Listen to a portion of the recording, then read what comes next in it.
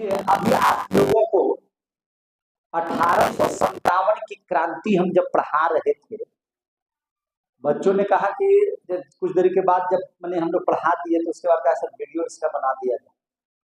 तो चलिए आप लोगों को हम वीडियो इसका बना दे रहे हैं और इतना ही पढ़ाए थे तो आप लोगों का क्वेश्चन हुआ कि सर इसको हम वीडियो बना दिया जाए, तो इसको बना रहे हैं। चलिए देखिए ध्यान से, आप देख सकते हैं 1857 की क्रांति के जो कारण थे वो दीर्घकालीन कारण भी थे और तत्कालीन कारण थे। तत्कालीन कारण में आप लोग को पता होगा, इसको भी डिटेल हम बताएंगे। जैसे तत्कालीन कारण में आएंगे तो खूब बढ़िया से एक एक बातों पर विचार होगा, है ना। कैसे सुअर का मांस लगाया जाता था, कारतूस भरा जाता था, है ना।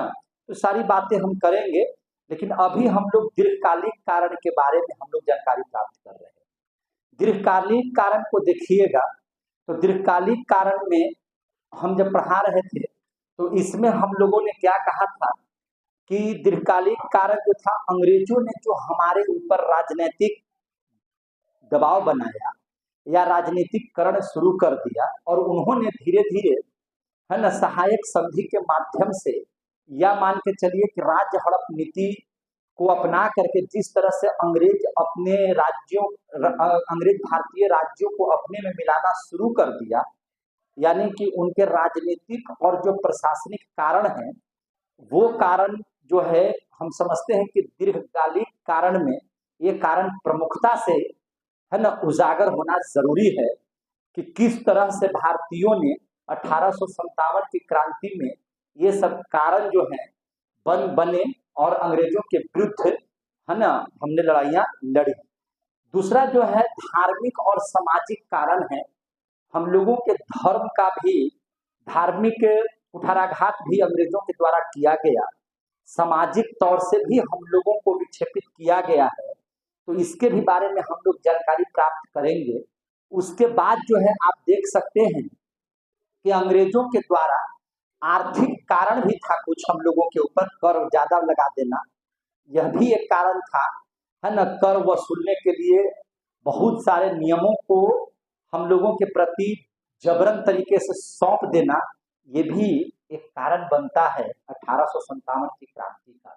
इसके बाद एक और कारण है जिसमें हम लोगों ने देखा कि एक सैनिक कारण भी बहुत महत्वपूर्ण है ना। सैनिक भी, क्योंकि भारतीय सैनिक बहुत ज्यादा मात्रा में अंग्रेजों के अधीन काम कर रहे थे और उनको वहां पर बहुत सारी दिक्कतों का सामना करना पड़ रहा था, तो ये भी एक बहुत बड़ा कारण बनता है। और अन्य प्रशासनिक नीतियां जो है ये भी बहुत बड़ा कारण है हम लोगों के, है ना, 1857 की क्रांति के होने का।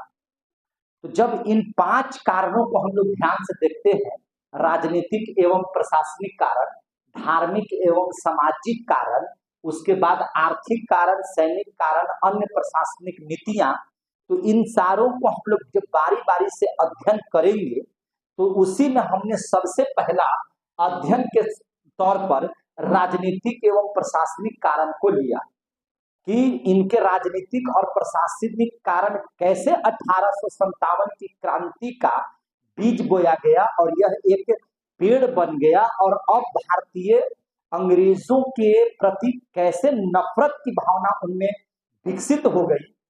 तो उसके लिए जब हम लोग आगे देखते हैं तो राजनीतिक एवं प्रशासनिक कारण में सबसे पहला नाम आता है वेलेस्ली का। किसका नाम आता है? वेलेस्ली का। वेलेस्ली जो भारतीय गवर्नर जनरल के पद पर आए हुए थे और इन्होंने एक सहायक संधि की नीति जो बनाई थी, जिसके अंतर्गत में बहुत सारे राज्यों को, है ना, एक पत्र के माध्यम से अपने राज्य में मिलाने का काम किया था। यह एक बहुत बड़ा कारण 1857 की क्रांति का बनता है, हम इस पर विचार करेंगे। दूसरा एक कारण है लॉर्ड डलहौजी की जो हड़प नीति थी, राज्य हड़प नीति, इसी को हम लोग व्यापक सिद्धांत भी बोलते हैं। इनकी नीतियों ने भी भारतीयों को मजबूर कर दिया था अंग्रेजों के खिलाफ होने पर, समझे कि नहीं। तीसरा जो कारण बनता है मुगलों के प्रति, क्योंकि देखिए जब मुगल काफी वर्षों से भारत पर अपना सत्ता काबिज किए हुए थे अब वे माने कुल मिलाकर के भारत पर ही आश्रित हो गए थे और उनके राजपाट जो है से एक अच्छे ढंग से उस समय अब जब चलने शुरू हो चुके थे। हालांकि जिस समय ये क्रांति हुई थी काफी कमजोर पड़ गए थे ये सब, लेकिन उनके साथ भी जो अंग्रेजों का व्यवहार था वो उचित प्रतीत नहीं हुआ, जिसकी वजह से 1857 की क्रांति में है ना एक नया अध्याय शुरू किया और अंग्रेजों के खिलाफ भारतीयों के बीच में नफरत फैल गई। इसके बाद पेशवाओं के साथ भी अंग्रेजों का व्यवहार अच्छा नहीं था। बाजीराव द्वितीय को जब अंतिम पेशवा बने थे, अंतिम पेशवा के तौर पर थे, तो इनके भी साथ अच्छा व्यवहार नहीं किया गया था। इनको भी है ना भगा दिया गया था, है ना, और इनके बेटे को न पेंशन दिया गया था। बहुत सारी बातें हैं, हम लोग करेंगे इसके बारे में। अवध के साथ भी व्यवहार इनका अच्छा नहीं था। कुशासन का आरोप लगा करके यहाँ के नवाब को हटाया गया था। और इसके बाद देखिए जमींदारों के प्रति व्यवहार, बहुत सारे जमींदार अंग्रेजों के डर से अंग्रेजों के साथ मिले रहे, लेकिन कुछ वैसे है ना जमींदार कहिए या जागीरदार कहिए जो अंग्रेजों के खिलाफ हो गए थे। इसके बारे में भी हम लोग जानकारी प्राप्त करेंगे और हो सकता है कि कुछ जमींदारों को इनकी नीतियां पसंद नहीं हुई होंगी, है ना, जिसके कारण ये अंग्रेजी सत्ता के खिलाफ हो गए थे। और उसके बाद अन्य प्रशासनिक नीतियां भी थी, है ना, जैसे पद पर जो बहाली होती थी, प्रोन्नति पर होता था। बहुत सारे सब पर चर्चा बारी बारी से करेंगे। ये सभी कारण जो है अंग्रेजों के राजनीतिक और प्रशासनिक कारण को दर्शाते हैं और इनके राजनीतिक प्रशासनिक कारण की वजह से भारतीय जो है अंग्रेजों के खिलाफ हो जाते हैं। उसी में अभी हम पढ़ाने के दौरान आ गए थे वेलेजली की सहायक संधि। बच्चों ने कहा कि सर इसका वीडियो बना दिया जाए, तब हम यहाँ से आपका वीडियो बना रहे हैं। आप यहाँ से इस बात को ध्यान से समझिएगा। क्या चल रहा है ना अभी बढ़िया से? चलिए बहुत बहुत धन्यवाद। अब देख लीजिए, यहाँ पे गौर कीजिए इस मैटर पर। वेलेजली की सहायक संधि पर आप लोग बहुत अच्छे से गौर कीजिएगा।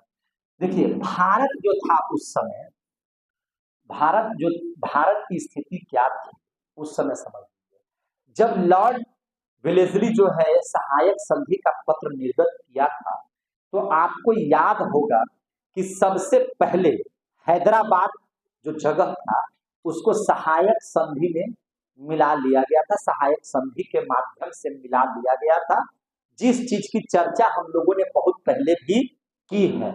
यानी कि मान के चलिए कि यहाँ अगर हैदराबाद को हम लोग रखते हैं, हैदराबाद को दर्शाते हैं, तो हैदराबाद एक ऐसा जगह था जहाँ 1799 में है ना इसको सहायक संधि के माध्यम से अंग्रेजों के द्वारा इसको मिलाने वाला प्रथम राज्य बना था। सहायक संधि में होता क्या था? तो सहायक संधि में आप लोगों ने पढ़ा है इस बात को कि वहां पर राज्य के सेना को हटा दिया जाता था, और राज्य के सेना को हटा देने के बाद वहां सेना के तौर पर अंग्रेजों का सैनिक होता था। अंग्रेजों से पैसा लेने वाले सैनिक को बहाली दी जाती थी। यानी कि राज्य को है ना सैनिकों पर अधिकार नहीं था। राज्य जो है वह जो है सैनिकों पर अपना अधिकार कायम नहीं कर सकता था, पहली बात। दूसरी बात ये थी कि वहां एक रेजिडेंट रखा जाता था, और वह जब दरबार वगैरह सब में बहुत सारे विदेश नीतियों का है ना वो सुनवाई करता था, उनसे बात करता था। इस स्थिति में वहां के राजा हो या नवाब हो, है ना, उन सबों का राज्य के प्रति सैनिक या दूसरे राज्य से वार्ता या संधि या लड़ाई झगड़े की जब बात होती थी तो वह उस पर निर्णय लेने में सक्षम नहीं होता था। यही नहीं, अंग्रेजों के द्वारा जो सैनिक बनाए जाते थे उनका खर्चा भी राज्य से लिया जाता था, और वो भी दोगुना कीमत लिया जाता था। एक सैनिक का जितना पेमेंट होता था उससे 2 गुना पेमेंट इन लोगों से अंग्रेजों के द्वारा वसूला जाता था।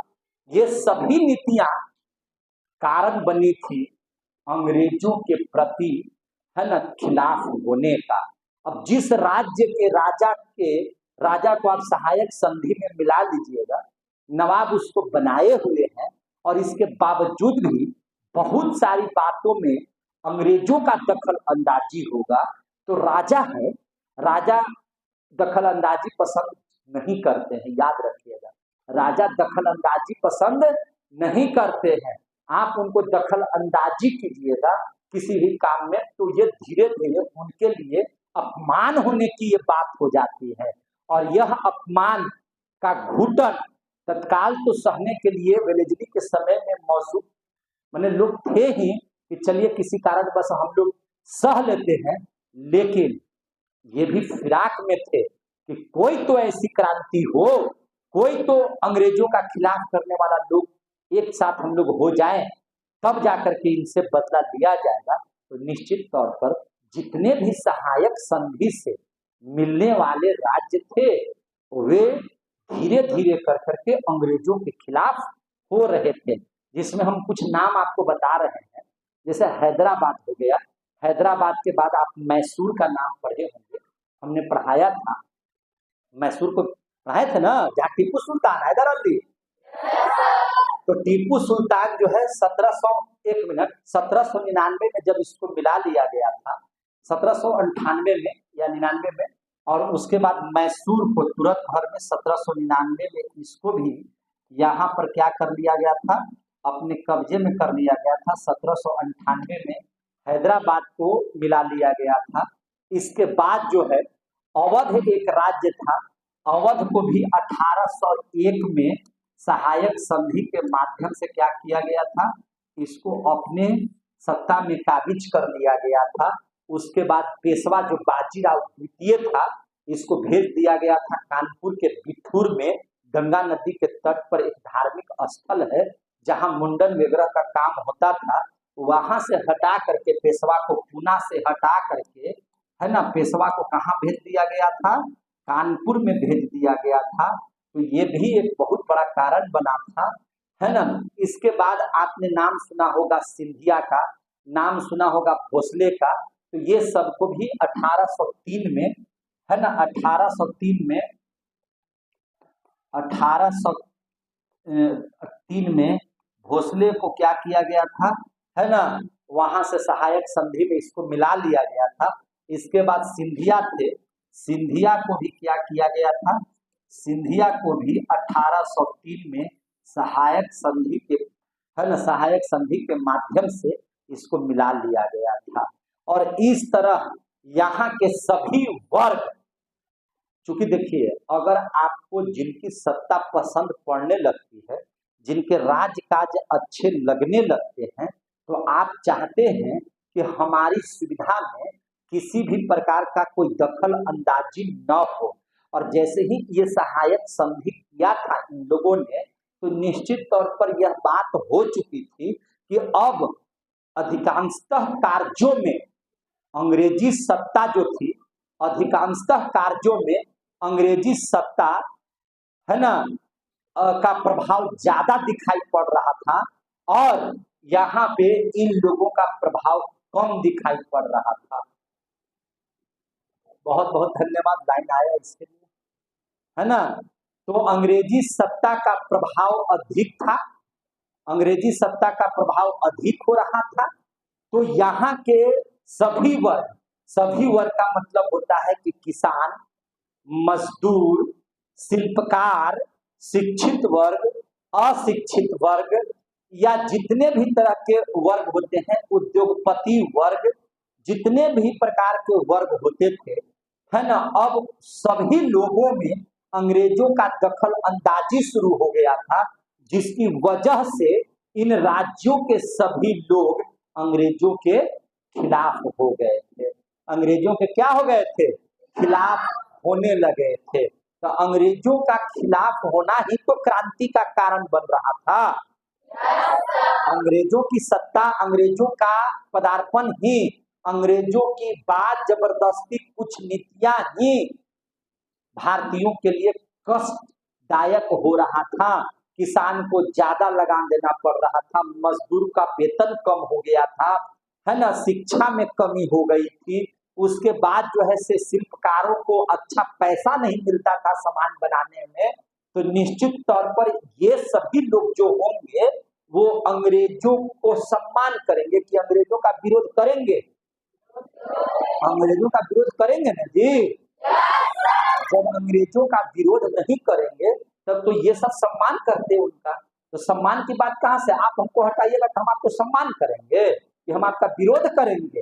तो इसके भी अलावा और बहुत सारे जगह थे, जैसे आपको हम बता रहे हैं जयपुर, कौन सा राज्य, जयपुर, इसके बाद था जोधपुर, समझे कि नहीं, जयपुर हो गया, जोधपुर हो गया, भरतपुर हो गया, समझे कि नहीं, ये सब ऐसे राज्य थे, है ना, जिसको अंग्रेजों ने सहायक संधि के माध्यम से, है ना, बूंदी वगैरह था, तो इस सबको अपने माध्यम से सहायक संधि कर करके, है ना, अपने में मिलाने का काम किया था, महेंद्री था, तो ये सब राज्य जो थे, माने जयपुर, जयपुर, जोधपुर, भरतपुर, देख रहे हैं, भरतपुर, महेंद्री, बूंदी,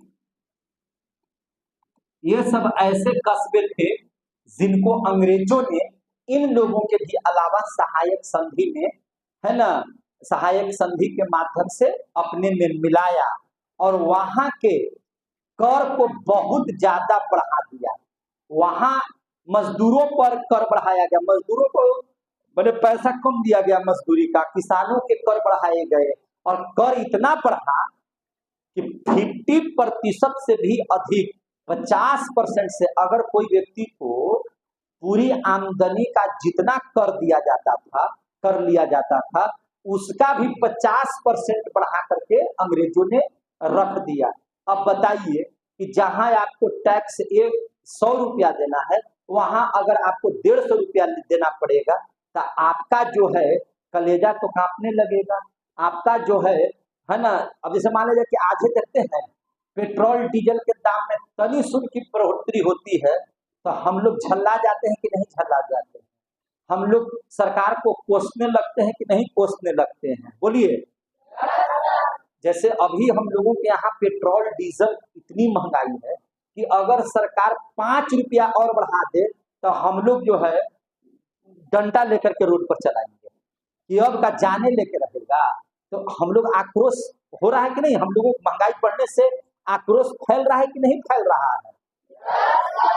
आप जिस सामान को बहुत पहले कम कीमत में लेते थे, अब उसी सामान को लेने के लिए अगर ज्यादा कीमत लगाना पड़ेगा तो आपको मजा आएगा कि आपको खीस बढ़ेगा, उस समय का भी लोगों को खीस बढ़ेगा कि नहीं बढ़ेगा। तो आपका बदला कैसे लीजिएगा, तो आप बदला लीजिएगा कि आने दो वोट का समय, तब हम पता चला देते हम वोटे नहीं देंगे, अब हम लोग दूसरा को वोट देंगे जो हमको सस्ता करेगा। होती है कि नहीं ऐसी बात। तो आज हम लोग विरोध का सामना करते हैं या विरोध करते हैं अपने वोट की चोट से, और पहले लोग है ना इसका बदला लेते थे कि होने दो, कोई ऐसा समय आने दो तब तुमसे बदला लिया जाएगा। तो ये सब लोग वेलेस्ली की सहायक संधि से काफी नाराज थे, काफी क्या थे, नाराज थे, समझे कि नहीं। तो क्या यह क्रांति का कारण बन सकता है कि नहीं बन सकता है। क्या अंग्रेजों के प्रति हम लोगों को गुस्सा आएगा कि नहीं आएगा। एक जो शांति से राज्य चल रहा था, कर कम देना पड़ता था, किसान अच्छी फसलें उपजा रहे थे, अब अंग्रेज इसमें बाधा दे रहा है, तो अंग्रेजों के खिलाफ हम लोग उठेंगे कि नहीं उठेंगे। तो सबसे पहला 1857 की क्रांति का एक बहुत बड़ा कारण वेलेस्ली की सहायक संधि बनी थी। आ गया समझ में। अब हम लोग दूसरे कारण को समझ लेते हैं, हाँ ठोक सकते हैं देखिए ध्यान से, अब दूसरा कारण को समझ लीजिए। दूसरा जो कारण था, अब देखिए ध्यान से, दूसरा कारण जो था लॉर्ड डलहौजी की राज्य हड़प नीति, यही ना था जी। लॉर्ड डलहौजी की, याद रखिएगा, लॉर्ड डलहौजी की राज्य हड़प नीति, राज्य हड़प नीति, राज्य हड़प नीति देख लीजिए, लॉर्ड डलहौजी की राज्य हड़प नीति। तो आपको याद होगा, आपको हाल ही में पढ़ाए थे कि पेशवा जहां पर रहते थे उसी के ठीक नीचे एक सतारा गांव है जहां शिवाजी के खानदान के लोग रहा करते थे। पढ़ाए कि नहीं पढ़ाए? तो लॉर्ड डलहौजी ने सबसे पहले 1848 में जैसे ही वो पदार्पण किया है, 1848 में, तो सबसे पहले किसको हड़प लिया? सतारा को। सतारा को कब हड़प लिया? 1848 में। और राज्य हड़प नीति में ये होता था कि राज्य को हड़प लेने के बाद जो है वहां का प्रशासन जो है अंग्रेजों का हो जाता था। अंग्रेज वहां के अब नियम कानून लागू करते थे, अब अंग्रेजी सत्ता काबिज होती थी। समझ में आ रही है बात? समझ में आ रहा है सब चीज है। तो ये सतारा है पहला ऐसा जगह जहां शिवाजी के लोग रहते थे, खानदान के लोग रहते थे। उनको 1848 में क्या कर लिया गया? हड़प लिया गया। लॉर्ड डलहौजी ने उसको क्या कर लिया? हड़प लिया। इसके बाद आपको याद होगा जैतपुर और संभलपुर। कौन कौन? जैतपुर और संभलपुर। जैतपुर और संभलपुर, जैतपुर और संभलपुर, यहां भी लिख देते हैं जैतपुर और संभलपुर, जैतपुर और संभलपुर। लॉर्ड डलहौजी ने इसको भी हड़प लिया था। और 1849 में, कब? 1849 में राज्य हड़प नीति की वजह से उसने अपने इसको अपने कब्जे में कर लिया था। समझ में आ रही है बात? उसके बाद आपको था बघार। क्या नाम था उसका? बघार। हिमाचल प्रदेश में एक जगह है जिसका नाम क्या है? बघार। तो इसको भी क्या कर लिया गया था? राज्य हड़प नीति से 1850 में इसको हड़प लिया गया था, है ना। और अंग्रेजों के अधीन कर दिया गया था। अंग्रेजी सत्ता वहां पर काबिज हो गई थी। अच्छा, अंग्रेजी सत्ता को आपके सुख दुख से कोई मतलब था? उसको तो ज्यादा से ज्यादा पैसा चाहिए था, उसको ज्यादा से ज्यादा जो है ना अपनी आर्थिक व्यवस्था सुदृढ़ करनी थी, उसको ज्यादा से ज्यादा जो है ना आप लोगों को तंग करना था, मजदूरों को मजदूरी कम देनी थी, अपना व्यापार ज्यादा फैलाना था। आपके साथ ममतत्व नाम का कोई चीज नहीं था। तो ये 1850 में। इसके बाद आपने नाम सुना होगा उदयपुर का। किसका नाम सुना है? उदयपुर का। तो उदयपुर को भी ये हड़प लिया गया था। और उसके बाद उदयपुर का नाम आप लोग को बताए हैं? उदयपुर 1852 में। फिर झांसी को हड़प लिया गया था 1853 में। पढ़ाए हैं कि नहीं पढ़ाए हैं? 1853 में। 1854 में नागपुर को, और फिर अवध को 1856 में। तो याद रखिएगा। इसके बाद आपको उदयपुर को बताए थे कि राजस्थान के जगह पर यह है। उदयपुर जो है राजस्थान है ना के आसपास का एक जगह है उदयपुर, ठीक है ना। तो यहाँ पर उदयपुर लिख देते हैं, उदयपुर। इसको भी 1852 में राज्य हड़प नीति के तहत इसको मिला लिया गया था। इसके बाद झांसी उत्तर प्रदेश में बुंदेल के क्षेत्र में है एक राज्य जिसका नाम है क्या चीज? झांसी। 1853 में भी इसको मिला लिया गया था, झांसी को भी मिला लिया गया था, है ना। बुंदेल के क्षेत्र का एक साम्राज्य था, है ना, जहां रानी लक्ष्मीबाई हुआ करती थी, है कि नहीं। इसके भी बारे में आप लोगों की कहानी बता दिए हैं। और नागपुर जो भोसले वाला जगह था नागपुर, तो नागपुर को भी क्या कर दिया गया था? 1854 में। 1854 में नागपुर को भी क्या कर लिया गया था? हड़प लिया गया था।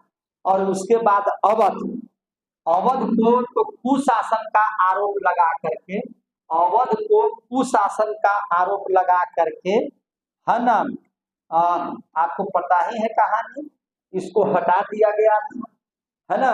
अवध पर क्या कर करके कुशासन का आरोप लगा कर करके और इसको हटा दिया गया था।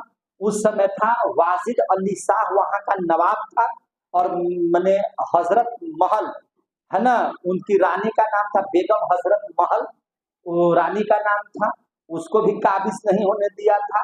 यह अपने पुत्र को नहीं बैठने दिया था, क्योंकि यहाँ पे आरोप ही लगाया था क्या चीज करने का, है ना, यहाँ पर आरोप लगाया था कि आपका शासन अच्छा नहीं चल रहा है, जिसकी वजह से हम आपको यहाँ से बेदखल कर रहे हैं।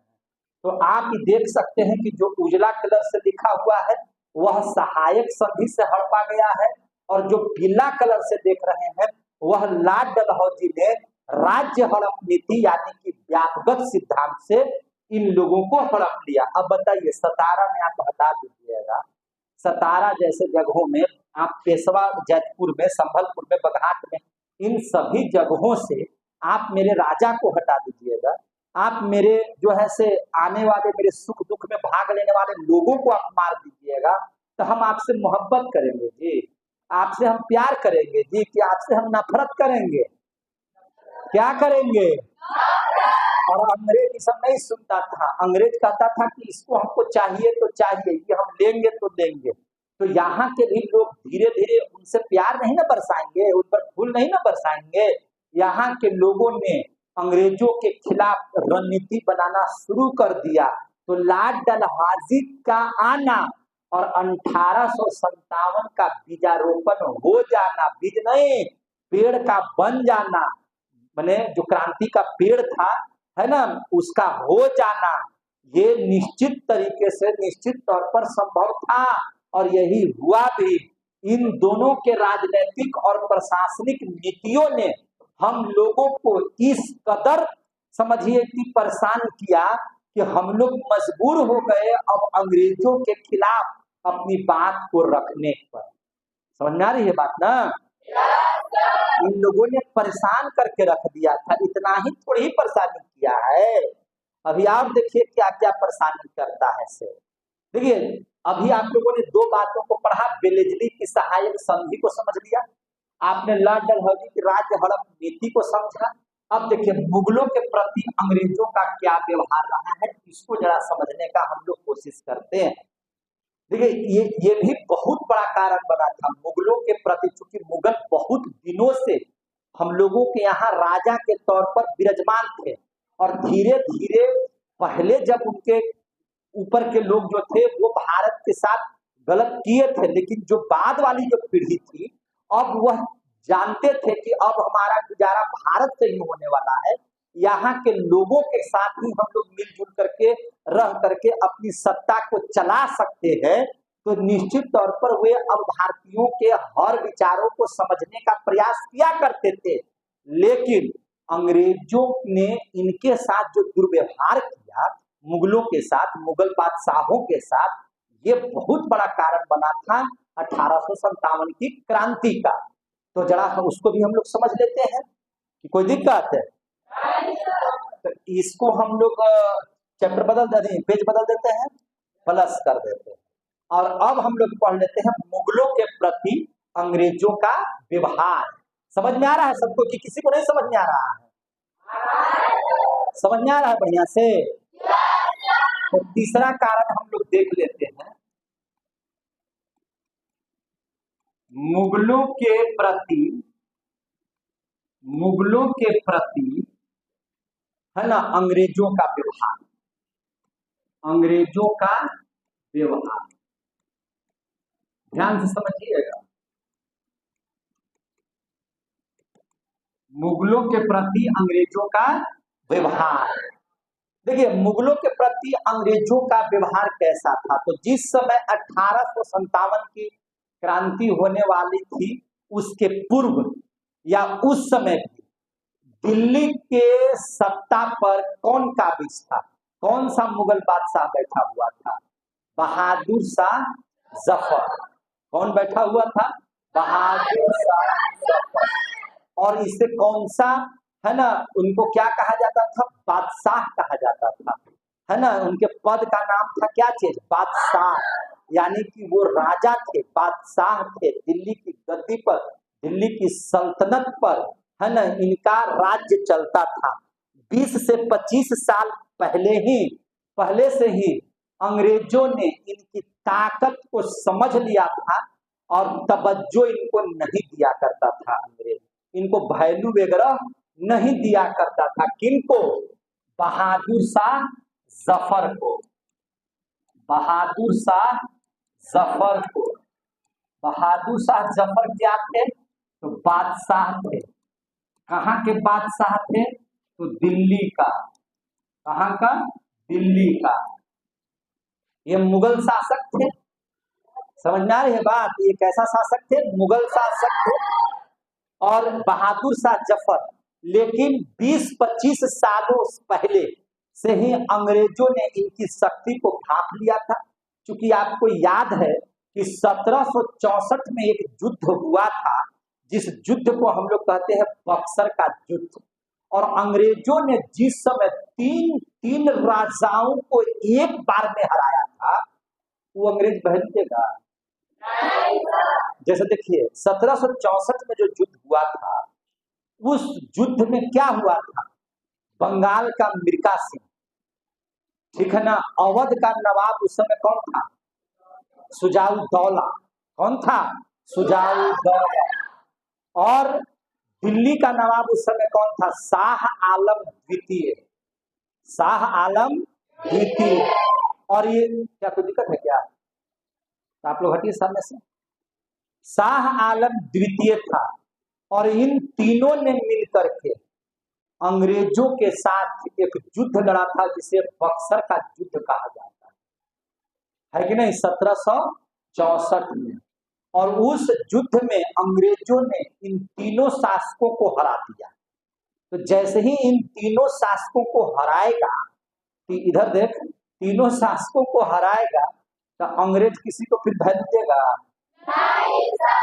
वैल्यू काहे के लिए देगा। ताकतवर आदमी को ना आदमी पहचानता है जी, कमजोर को कोई वैल्यू देता है। याद रखिए, पढ़ाई का मतलब है आपको ताकतवर बनना।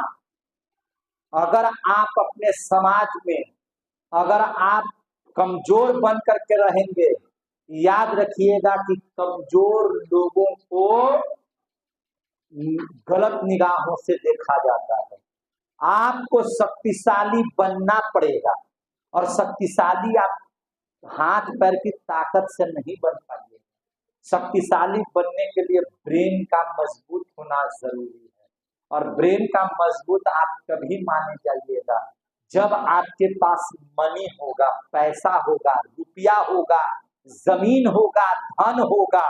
और यह जमीन, धन, रुपया, पैसा कब आएगा, जब आप बिट्टू सर से पढ़िएगा।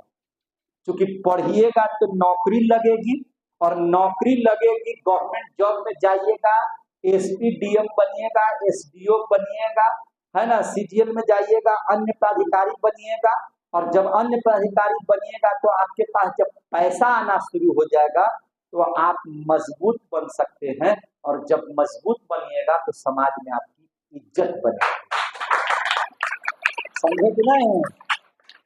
और बिट्टू सर इस बात को जानता है कि आपके पिता इतना सक्षम नहीं है कि जो आपको दिल्ली, कोटा और अन्य जगहों में पैसा खर्च करके पढ़ाए। तो मेरा भी फर्ज बनता है ना, मेरा क्या फर्ज बनता है कि आपको यहीं पर पढ़ा करके अफसर बना देना, ये मेरा फर्ज है कि नहीं। इसीलिए इतनी शक्ति से काम भी करते हैं कि आप अपने समाज में सबसे मजबूत आदमी बन करके उभरे। और आप जो है अपने माता पिता को फर्स्ट क्लास के एकदम फॉर्चूनर पर बैठाने लायक बन जाए, इतनी ताकत हमको आपको दे देना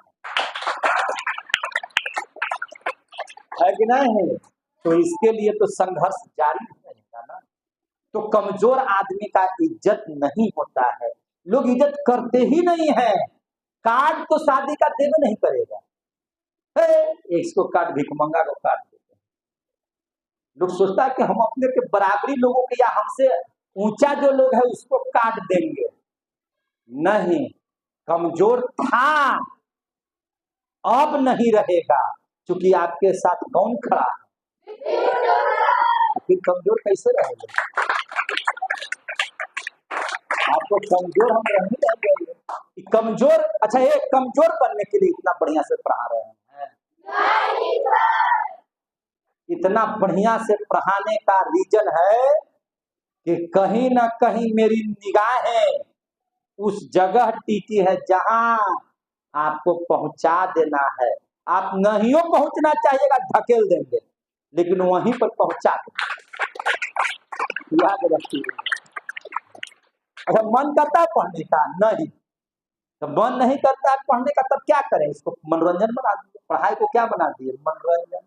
और जब पढ़ाई मनोरंजन बना दिए तो आपको लाचार कर दिए पढ़ने के लिए, न पढ़ेगा। 2 घंटा में कई बार आप लोग जाते थे बाहर? मेरा क्लास में चैलेंज है कि 2 घंटा हो गया, एक बच्चा एक भी बार किसी भी काम से बाहर निकला है क्या? ये है पढ़ाई। ध्यान दीजिए, अब ध्यान दीजिए। तो जब बहादुर शाह जफर कमजोर पड़ गया था, तो उस समय से 20 साल से 25 साल पहले ही से अंग्रेजों ने इनको तवज्जो देना शुरू नहीं किया। तवज्जो का मतलब है कि वैल्यू, तवज्जो का मतलब क्या हो गया? वैल्यू। वैल्यू नहीं देता था अंग्रेज, इनको वैल्यू ही नहीं देता था। बहादुर बादशाह ही है, ऐसे से राजा हमारे आगे पीछे करता है कि नहीं? तो इनको अपमान करने में कौन कौन अंग्रेज गवर्नर था, कौन कौन लोगों ने मुगल साम्राज्य को अपमानित किया था, और यह भी एक क्रांति का बहुत बड़ा कारण बना था। जानिए, सबसे पहले आया था लॉर्ड आर्कलैंड। कौन नाम आया था? लॉर्ड आर्कलैंड, है ना? जिसने क्या किया था, देखिए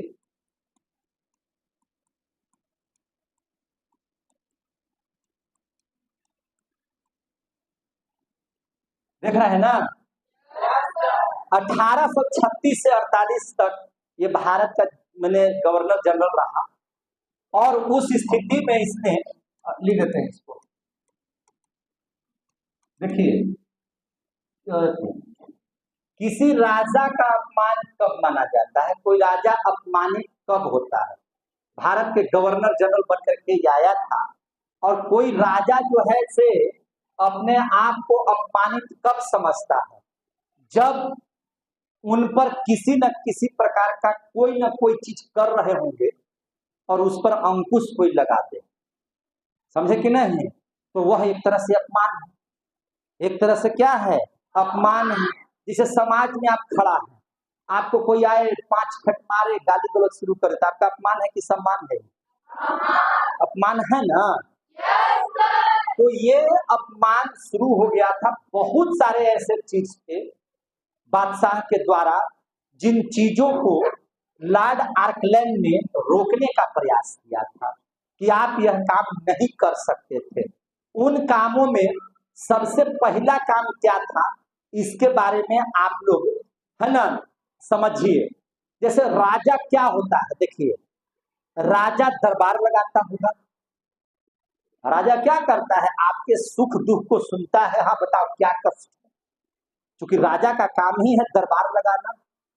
राजा का क्या काम है? दरबार लगाना। दरबार लगा करके करता क्या है? तो आपके दुखों को सुनता है। कोई है क्या? वो आपके दुखों को सुनता है, और दुखों को सुनते हुए उसका क्या करता है? इलाज करता है। या किसी ने राजा को कोई उपहार दिया तो उसको वो ग्रहण करता है, या राजा को उपहार कोई बात से लेकर के खुश हो गया, तो खुश हो गया तो राजा क्या करता है? राजा जो है से खुश होकर के मोती का माला दे देता है। देता है कि नहीं देता है? या कुछ धन दे देता है, या कुछ पैसा हीरा मोती जवाहरात दे देता है, यही ना राजा करता होगा जी। ये इतना करता था कि लॉर्ड आर्कलैंड ने कहा कि ये सब बंद कीजिए, दरबार लगाना उगाना आपका कोई वैल्यू नहीं है, सब बंद कीजिए, है कि नहीं है? ये बड़का ही राजा बने हुए हैं, ये नजराना लेंगे, बंद करो, कोई नजराना फजराना नहीं देगा। ये खुश होकर के मोती का माला और स्वर्ण का मुद्रा देते हैं, बंद कीजिए इसे। राजा बने हुए हैं, अपमान हुआ कि नहीं हुआ? तो इसको अपमान होना कहते हैं। अब क्लास बहुत ज्यादा देर चल गया है, स्टॉप किया जाए ना? चलिए क्लास को यहीं पर स्टॉप करते हैं। जय हिंद, जय भारत, जय गो। बहुत बहुत धन्यवाद। बाकी कल